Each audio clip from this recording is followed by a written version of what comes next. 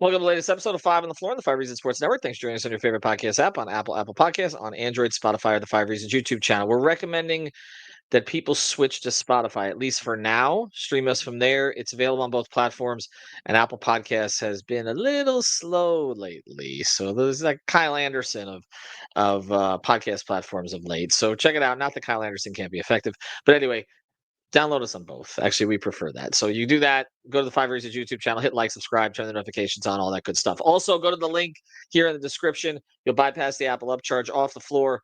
It's draft season. We got a draft channel on there. You want more content from Adele? We just put up another episode about how all the guards are going back to school, or a lot of them. And how that affects the Heat. But we're handling that stuff day to day on the Discord server. So check it out. It's off the floor. Link right here in the description. $2.99 per month. And you can cancel at any time. Also, check out Prize Picks. Use the code 5 FIVE. You know the deal there. Put down 5, you get 50 to play. Legal in the state of Florida. You can play across the sports spectrum. Prize Picks is the official fantasy sponsor of the Five Reasons Sports Network. And now, today's episode.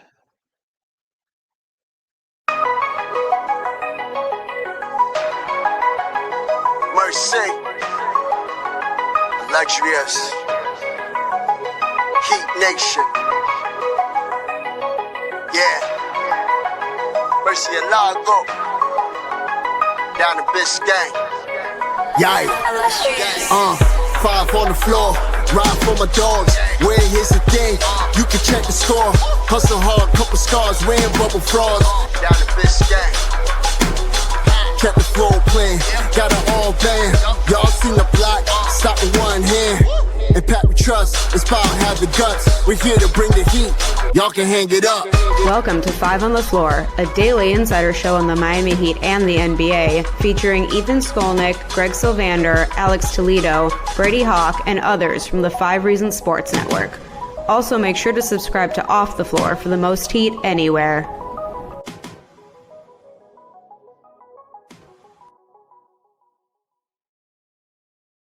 All right, welcome back to Five on the Floor. Here's today's floor plan. I'm Ethan Skolnick. You can follow me at Ethan J. Skolnick at Five Reasons Sports. I got Greg Sylvander. You can follow him at Greg Sylvander. Also, check out recent episodes that I've done with Adele, one coming up with Brady Hawk, another one with Alex.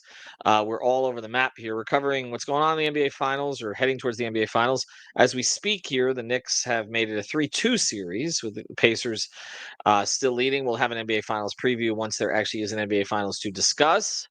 Also, check out the rest of the content on the channel. We will, of course, be covering the Panthers and Orioles. Panthers and Oilers Part 2. Hopefully, it doesn't turn out like Heat Spurs Part 2 in 2014. Greg, today we're going to talk about DeMar DeRozan for the... Have we done more DeMar DeRozan or more Kevin Durant episodes over the years? Kevin Durant, sure. But we have done a few of these, right? I feel like... Definitely. We definitely talked to DeRozan last summer, and there's been... I don't know, conversations about what he could be in Miami and things like that. And I know that there's been interest, for quite some time, but it's never came to fruition. So here we are again. The rumor mill is churning, and DeMar DeRozan's name came up. Actually, though, Ethan, keep me honest. Is this one of those where the odds were, and it's through some book? Bovada, one of those, and then it was thrown out on NBA on hoops. We love our friends over at Dunk Central, but like they literally had who's going to win the Jackson Hayes sweepstakes on there yesterday, and so that's basically like DeRozan's at a higher level than that. But I feel like this is where that's emanated. I know some of our friends in our podcast circle, they did an episode on him, and I just figured, look, let's discuss it because it's not completely crazy. I'll put it out there.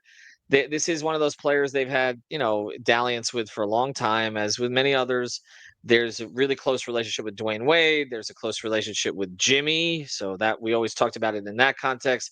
I remember we had conversations like 3-4 years ago about whether he would take the minimum to come to Miami. If you think about how ridiculous that was with what he signed with in Chicago.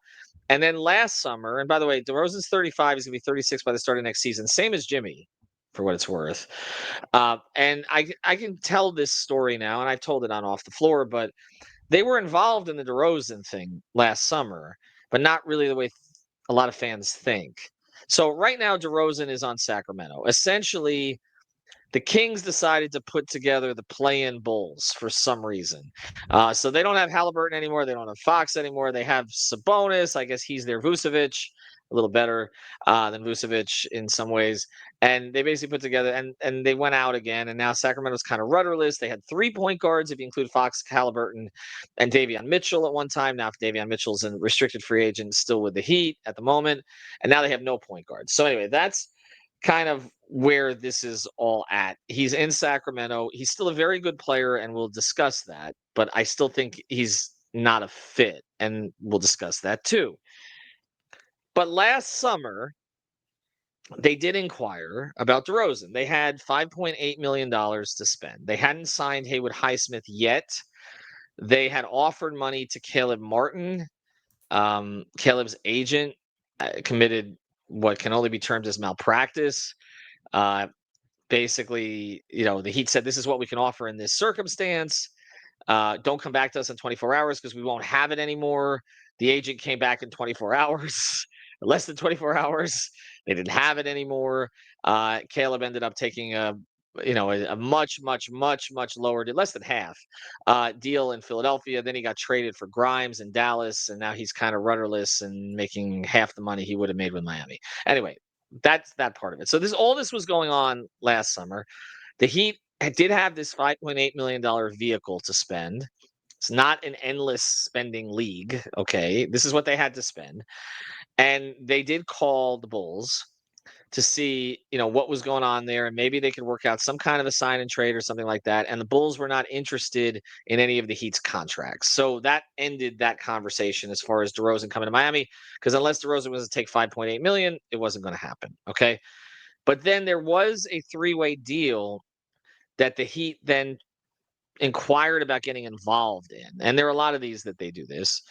And essentially that deal was sending DeRozan to Sacramento on a contract that at the time, I think 3 years, $75 million roughly. And as part of that deal, initially Kevin Huerter, who's no longer with Sacramento either, but he was going to be traded from Sacramento to San Antonio. And the Heat were then going to turn around and trade Duncan Robinson for Harrison Barnes, who was still on Sacramento. If they'd done that, they probably don't re-sign Highsmith, by the way. They probably go a different direction. Maybe they would have signed Tyus Jones. I'm not sure, but they would have gone a different direction with that. At that time, Tyus Jones was still out there. I think Gary Trent had already gone to Milwaukee. But anyway, so telling this because what happened was, and I talked to Harrison Barnes about this, by the way, when he was in Miami. He was coy about it, but he didn't deny any of the Heat's interest in him. What happened was the Spurs decided they didn't want Huerter, they wanted Barnes. And they wanted to keep Barnes. And he played a role for them last year. Actually made a big shot, which bounced Golden State down to the play-in. Okay, so he had a role with the Spurs. And because of that, there was no need for Sacramento at the time to trade for Duncan because they had held on to Huerter at that time. So I'm telling all this because Bobby Marks and others, Bobby I respect, and others talked about how the Heat, Greg, were trying to get for DeRozan in that trade. They weren't. Not that part of it. There was a smaller deal that they were going to make. Doesn't diminish the fact that they've had interest in DeRozan in the past. Let me just ask you this. What do you think of DeMar DeRozan as a player at this stage of his career? I think that he's still productive. I think he'd fit and carry a similar profile on offense to Jimmy in certain ways, with if you just think about the way he'd fit in Miami specifically. And I think, like, as we talk about this being a viable option for Miami or not, there's a part of it where if you take some swings, and you mentioned San Antonio specifically just a minute ago in the inner workings of that deal that never happened. We've been thinking, oh gosh, Houston can outbid Miami, and they've talked about other teams, OKC being able to outbid anyone for anybody.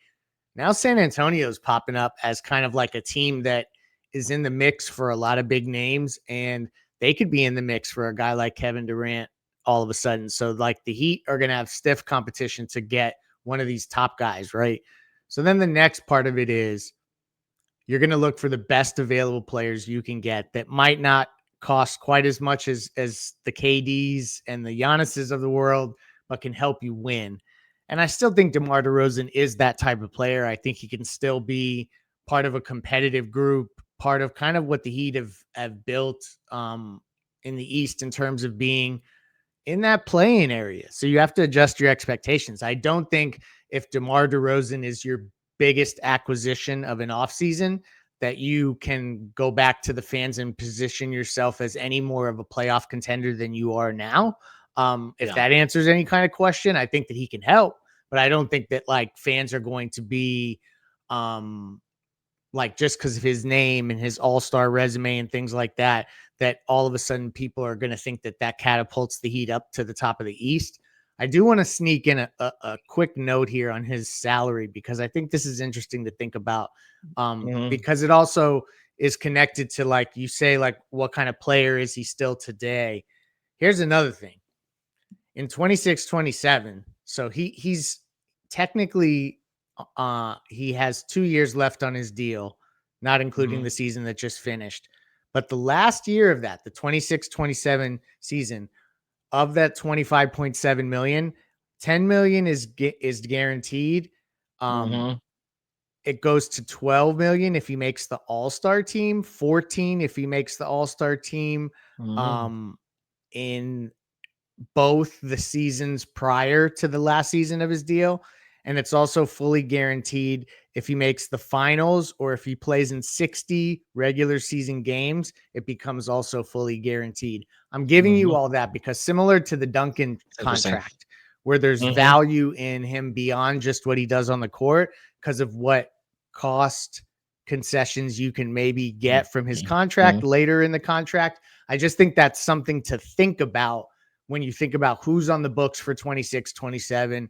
Would it make sense to have a partially guaranteed DeRozan over a fully guaranteed Wiggins? That's a question I guess we have to ask. So there's a lot to unpack, but I do think that on the court, there's cases to be made for the scoring he brings. This team needs offense. And so I'll say that, but it does feel a little bit like bargain bin shopping versus like really going to the full price retail stores. Well, I'm glad you broke that down though about the contract, because even without the partial guarantees, or even if that was fully guaranteed, you're basically getting a player potentially at the same age that Jimmy is, at less than half the price. You're getting 2 years for, and that's if everything was guaranteed. Which it doesn't appear that it would based on the qualifiers there. So you're getting 2 years for less than one Jimmy year would have been. That is interesting. What's also interesting is, you look at his numbers, he plays. He plays. Availability is a big thing to them. Last year he played 77 games, and I'm just going through it, like, he was right at his career numbers. Like, he hasn't slipped as a player. Look, we've seen him destroy Miami many, many times. He averaged 22.2 last year, and that's with 2 different teams. His career average is 21.3. 3.9 rebounds. He's never been a great rebounder, even though he had great athleticism early in his career. And 4.4 for his career. 4.4 assists compared to 4.1. He's basically the same player as his average year. He shot 48% last year compared to 47% over the course of his career. 33% from 3. It's never been his game. He's been a little better. There was 86% from the line. He's not a great defender. He's not horrific, but he's not what Wiggins was advertised to be. Let's put it that way. I didn't think Wiggins was great when he came over, but he's not what Wiggins was advertised to be. Now Wiggins is younger. And he's a pro. He's a pro. Like, nobody says anything bad about DeMar DeRozan, okay, except this, all right? And this is why I want to handle this on the other side of the episode. He is not a playoff riser. He's not. He's a really good player in the regular season to get you to the playoffs. You cannot count on him to come up big in the playoffs. I remember looking at some analytics that were done prior to the Raptors trading him to get Kawhi. And at the time, they had the 25 best players in the league based. I don't know what the metric was. I don't arbitrary, whatever. But DeRozan was considered one of the 25 best players in the league at that time, I guess. and they say who rises most in the playoffs and who falls most. And the biggest playoff riser in the league was Kawhi Leonard, and the biggest dropper was DeMar DeRozan. And that justified that trade, and they won a championship. Now, you can see they had a very good team. Siakam, Anunoby, Lowry, they were very underrated looking back. Everybody says, well, it's just because Clay and Durant got hurt. Well, maybe, but it was a pretty damn good team. They had Marc Gasol, who was an effective player towards the end of his career. It was a good team. And Van Vliet, etc. But I think on the other side is that's kind of where I am with this, and I'll explain why I might be open to this, but it's under a very specific circumstance, Greg. Because again, you cannot count on him to be a lead guy or even a second guy in the playoffs. He's just never done that. Anyway, do want to mention something you do need to do if you got a leak in your house or anywhere else, house, place of business. Reach out to our friends Michael and Robert. You can find them at Water Cleanup of Florida. That's WCUFL.com. Your one-stop water and mold cleanup shop based in Boca Raton, service the entire Tri-County area. If they can't do the job, they will let you know. They're honest contractors, just really good people, actually. And again, based in Boca, they'll service everywhere. They go all the way out to Fort Myers. They went up to Orlando. Wherever there's disasters, you'll find them. Okay, and they're just helping people. Okay, but they also, again, they do a really, really, really good job. You get the preventative maintenance. That's the best thing to do. You do not look. I live in downtown Lauderdale. Like literally, I'm in Panther country right now. And as soon as it rains, like you need a boat. Okay, so we know we're a low level area. Reach out to these folks. They will help you make sure that you protect your valuables and everything else in your property. So check it out. Water Cleanup of Florida, WCUFL.com. If you've got the schmutz, they got the guts. All right, let me throw this at you, Greg. I am okay with them going and getting DeMar DeRozan if they also do something else. So in other words, if they're reconstructing a team here and they find someone else to lead it, I don't hate this idea. Okay, if you have DeRozan as like a secondary scorer at $25 million with, as you said, partial guarantees in the second year. That's per Spotrac, by the way, just so everyone knows where I got that from. I didn't. That's their information. No, it's good. It's good information. I was not aware of that part of the contract. Rest, I should have listened to the Locked On Heat episode more carefully because I didn't know that. But anyway, I'm okay with adding him to some collective if they're trying to compete. If their idea is they're trying to compete next year, and you're not committing long-term money to him, you don't have the off-the-court issues with him that you had with Jimmy. And he's going to get along. He's going to play. He's going to help you get through the season. Now his fit as far as a player, he's a mid-range assassin. Okay. They tried to get away from that last year. Actually, as soon as you and I are done, I'm doing an episode with Brady about whether they should get back to the mid-range because we're seeing Shai Gilgeous-Alexander and others. Kawhi's done it for years. That the mid-range is available in the postseason. Okay, which should have made DeRozan a great postseason player. And so maybe you look at it, but I guess, Greg, that's where I'm at. Like if you're adding Kevin Durant, but you also figured out a way to get DeMar DeRozan, then I'm like, okay. But if you're just adding DeRozan to Hero and Bam, I'm like, you're going to probably be in the play-in again, right? Yeah, that's kind of what I was alluding to earlier. To your point, though, like there is a team building world where we say, and just this is totally hypothetical. Okay, Tyler Hero's up for a very big extension. Maybe we don't want to pay him whatever it's going to cost to pay him, whether it's in excess of 40 million annually for however many years they extend him, or it could be more. Who knows? Let's say that they were to find a way to get Kevin Durant and then say DeMar DeRozan provides offense and he has a much more friendly contract. So we're going to do some maneuvering. DeRozan's going to supplement scoring next to Durant in a way that that Tyler would have, but obviously differently from a different area of the court. And then you'd also have to beg the question of like, what other shooters are you putting around the team? Because I think that would be something that you'd need to iron out. And if Duncan is unlikely to be back, what shooter are you replenishing the roster with? I think that'd be an important question. But you're right. It's a situation where if they look to completely shake this thing up, And it would be more the Tyler aspect of it. I guess you could make the case for Wiggins. But I don't know. I think that there just needs to be multiple moves for DeRozan to make anybody feel differently about this Heat team or get overly excited about this Heat team. But frankly, if you want to remain competitive and you want to also balance your books to a degree, I could see where eventually, after you canvass the league for some sort of all-star that is in a weird spot or just a better player that you could get at a value, or something becomes, from an opportunistic perspective, available that we can't forecast yet. Like, if all those wells dry up, then I could understand where this DeRozan thing comes in. And if you did do DeRozan, Hero, and Bam next year, like, I guess that could shoot for the 6th seed in the East, I guess.